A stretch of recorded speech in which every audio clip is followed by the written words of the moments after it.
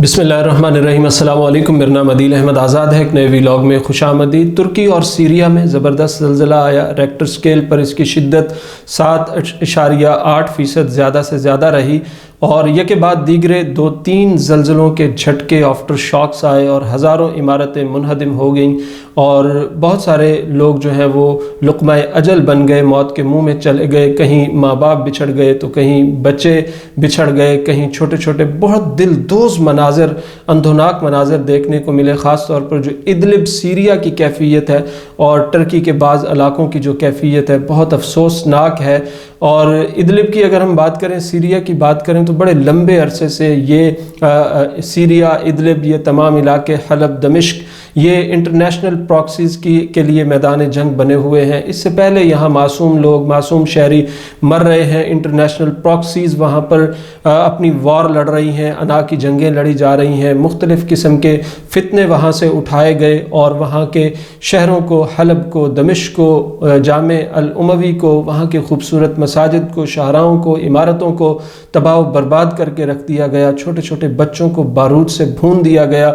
लोग हिजरतों पर मजबूर हो गए, हिजरतें कर गए, जो रह गए वो मर रहे हैं। और अब कैफियत ये है, इस साल सर्दियों में इदलिब की खैमा बस्तियों में लोगों के पास जलाने के लिए ईंधन नहीं था। बर्फ़बारी में ठिठर ठिठर के लोग मर रहे थे। तो उसके बाद अब जो ये ज़ल्ज़ला आया है ये सब अफसोसनाक है। हम अपने सीरिया के बहन भाइयों से इज़हार ताज़ियत करते हैं और इसके साथ साथ जो टर्की की कैफियत है ये भी अफसोसनाक है। बहुत से लोग जो है बड़ी बड़ी इमारतों में मुख्तलिफ फ्लैट्स गिरे और उसके साथ साथ बच्चे, बूढ़े, जवान, बहुत सारे लोग जो है वो लुक़्मा-ए अजल बन गए हैं, मौत के मुंह में चले गए हैं, शहीद हो गए हैं। और अभी सिलसिला आफ्टर शॉक्स का भी जारी है। अल्लाह ताला इन दोनों ममालिक में आने वाली ये आफत, ये आजमाइश, ये मुसीबत, इसको टाले, उनकी मदद फरमाए, गैब से मदद फरमाए और उनके लिए जो है वो बेहतरीन मुमिद्दो मुआविन साबित हो जाए। टर्की ने शानदार किरदार अदा किया है, ख़ास तौर पर इस्लाम की तरफ उनका पलटना, लौट के आना और कुरान करीम की तरफ आना, वहाँ के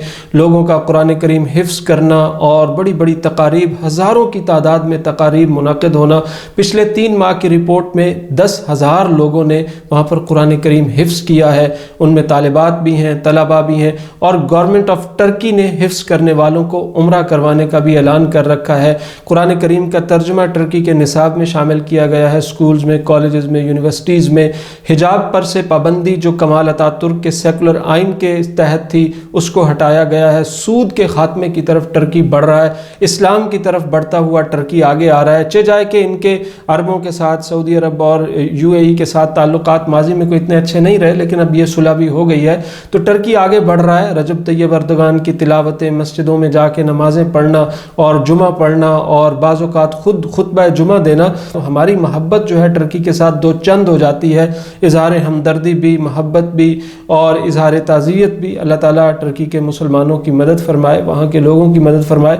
बहुत अफसोसनाक कैफियत है इन दोनों ममालिक के मुसलमानों के हवाले से। ज़ल्ज़ला 2 तरह से आता है। बाज़ लोग इस पर बात कर रहे हैं शायद अल्लाह नाराज़ हो गया है टर्की वालों से या सीरिया वालों से। इस तरह की बात नहीं करनी चाहिए। एक तो अज़ाब होता है अल्लाह ताला की तरफ से, ख़ास तौर पर जो कुरान करीम में कौम शुएब अलैहिस्सलाम के हवाले से आया है कि फ़ाख़ज़तहुमुर रजफ़तु फ़अस्बहू फ़ी दारिहिम जासिमीन। वो सरकश कौम अपने घरों में लेटी हुई थी और वो सोए हुए थे और वो समझते थे कि जनाब हमें तो कुछ नहीं होगा। पहाड़ों में, मजबूत चट्टानों में घरोंदे बनाए हुए थे, खुरच खुरच के जो है वो साफ़ करके।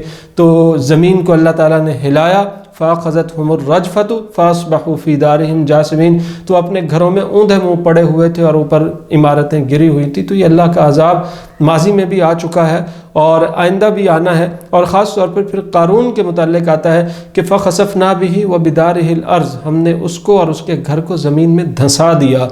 तो ये धंसाना, ये ऊपर से गिराना, ये ज़मीन का हिलना, साइंस भी इस हवाले से कुछ नहीं बता सकती। कब ज़ल्ज़ला आएगा, कहाँ आएगा, कितनी शिद्दत का आएगा और कितना नुकसान होगा, कुछ भी नहीं बताती। जब ज़ल्ज़ला आ जाता है तबाही फैल जाती है।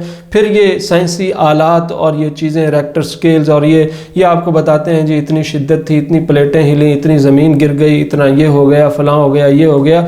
ये साइंस भी अल्लाह का मुकाबला नहीं कर सकती, अल्लाह की ताकतों का मुकाबला नहीं कर सकती। कोई तो ताकत है जो इन प्लेटों को इस्तेहकाम दिए हुए है और कोई तो ताकत है जो इन प्लेटों को हिलाती है तो दुनिया हिल के रह जाती है। और आप माँ सिवाय इसके کہ 3 پوائنٹ اتنے تھا، 4 پوائنٹ اتنا تھا، 7.8 تھا، اس کے علاوہ آپ کچھ بھی نہیں کر سکتے، کچھ بھی نہیں بتا سکتے۔ یہ اللہ کا علم ہے، اللہ کی طاقتیں ہیں، اور اللہ جب چاہتا ہے جہاں پر جس کو چاہتا ہے بھیج دیتا ہے۔ ایک پہلو تو یہ ہے کہ یہ عذاب کی کیفیت ہوتی ہے، اور دوسرا پہلو یہ آزمائش ہوتا ہے، اللہ کی طرف سے مومنوں پر بھی آ سکتا ہے، مسلمانوں کے علاقوں میں بھی آ سکتا ہے۔ اس پر استغفار کرنا چاہیے، گناہوں کی معافی مانگنی چاہیے۔ تاریخ کی کتابوں میں آتا ہے کوفہ میں جب حضرت عبداللہ بن مسعود مقیم تھے تو وہاں زلزلہ آیا تو انہوں نے اپنی پوری قوم سے کہا کہ استغفار کرو، اللہ سے معافی مانگو۔ فقیہ امت صحابہ کرام میں جو ہے حضرت عبداللہ بن مسعود رضی اللہ تعالیٰ عنہ کو کہا جاتا ہے، تو ان کی بھی ایک ہمارے سامنے مثال موجود ہے۔ حضرت عمر بن عبدالعزیز کے دور میں زلزلے آئے تو قوم کو انہوں نے استغفار کی طرف، رجوع اللہ کی طرف، معافی کی طرف، اجتماعی معافی کی طرف جو ہے وہ راغب کیا اور اس کی تلقین کی۔ اللہ تعالیٰ اہل ترکی پر، ترکی کے مسلمانوں پر، ترکی کے لوگوں پر، سیریا کے مسلمانوں پر، ہماری بہنوں بیٹیوں پر، ہماری ماؤں پر، ہماری بزرگ مستورات پر، نوجوانوں پر، بوڑھوں پر رحم فرمائے، ان کے لیے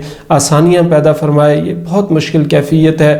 اپنے بچوں کو، پیاروں کو، میں نے ایک ویڈیو میں دیکھا کہ 2 عمارتوں کے درمیان اوپر تلے ایک بچہ پھنسا ہوا ہے، نیچے بے بس باپ کھڑا ہے اور اس کو کلمے کی تلقین کر رہا ہے کہ قل لا الہ الا اللہ محمد الرسول اللہ، لا الہ الا اللہ پڑھو، محمد الرسول اللہ پڑھو۔ ماں سوائے اس کے کہ وہ باپ اپنے بیٹے کو کلمے کی تلقین کرے، اس کے پاس کوئی سہارا نہیں کہ وہ اس کو بچا لے۔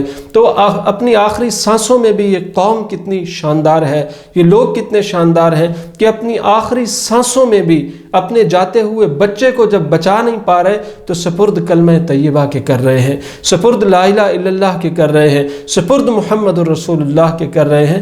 تو یہ کیفیت ایک ایماندار آدمی کی ہوتی ہے۔ اور سیریا کے مسلمان سبحان اللہ، آزمائش کی طویل کہانیاں ہیں، طویل داستانیں ہیں۔ شہر برباد ہو گئے، کاروبار اجڑ گئے، مسجدیں شہید ہو گئیں، خوبصورت حلب تباہ ہو گیا، خوبصورت دمشق تباہ ہو گیا۔ اور اب جب زلزلے نے آن لیا، برف باریوں نے آن لیا، آزمائشوں نے آن لیا، تو موت کے منہ میں جاتے بچوں کو وہ کیا کہہ رہے ہیں کہ لا الہ الا اللہ پڑھو، محمد الرسول اللہ پڑھو، کلمہ طیبہ پڑھو۔ دنیا گزر گئی کہ انما الاعمال بالخواتیم، نامہ اعمال میں جو کچھ آنا ہے وہ خاتموں نے بتانا ہے، آخری لمحوں نے بتانا ہے آپ کے کام کیا تھے، آپ کی زندگی کیسی تھی۔ دنیا نہیں ملی سو نہیں ملی، اے میرے بیٹے تو جب پھنسا ہوا ہے، موت قریب ہے، تو لا الہ الا اللہ پڑھ، محمد رسول اللہ پڑھ۔ رہنا کس نے ہے دنیا میں، باقی کس نے رہنا ہے؟ اگر آج سیریا پہ قیامت آ گئی ہے، اگر آج دمشق تباہ ہو گیا ہے، حلب تباہ ہو گیا ہے، ادلب تباہ ہو گیا ہے، ان کے بچے مر رہے ہیں، شہید ہو رہے ہیں، تو رہنا دنیا میں کس نے ہے؟ کسی نے نہیں رہنا۔ یہ ٹرکی میں جو کچھ ہو رہا ہے، پاکستان کے مسلمانوں پر بھی آئی ہوئی ہے مصیبت، اللہ تعالیٰ سب پر رحم فرمائے، سب کی کیفیت فرمائے۔ لیکن یہ ایمانی مناظر یاد رکھنے چاہیے، رشتہ اللہ سے استوار ہونا چاہیے، رشتہ محمد الرسول اللہ صلی اللہ علیہ وسلم سے استوار ہونا چاہیے۔ پھر انشاءاللہ یہ دنیا گزر گئی سو گزر گئی، آخرت میں اللہ کی جنتیں، اللہ کا دیدار، اللہ کے رسول کا دیدار، اور آخرت کا جہان، اور آخرت کی خوبیاں، اور آخرت کی نعمتیں اور آسائشیں انشاءاللہ یہ غم بھلا دیں گی، یہ دنیا کی تکلیفیں بھلا دیں گی، دنیا کی پریشانیاں بھلا دیں گی۔ اللہ تعالیٰ اہل ترکی پر، اہل شام پر رحم فرمائے اور ان کی شہادتیں قبول فرمائے۔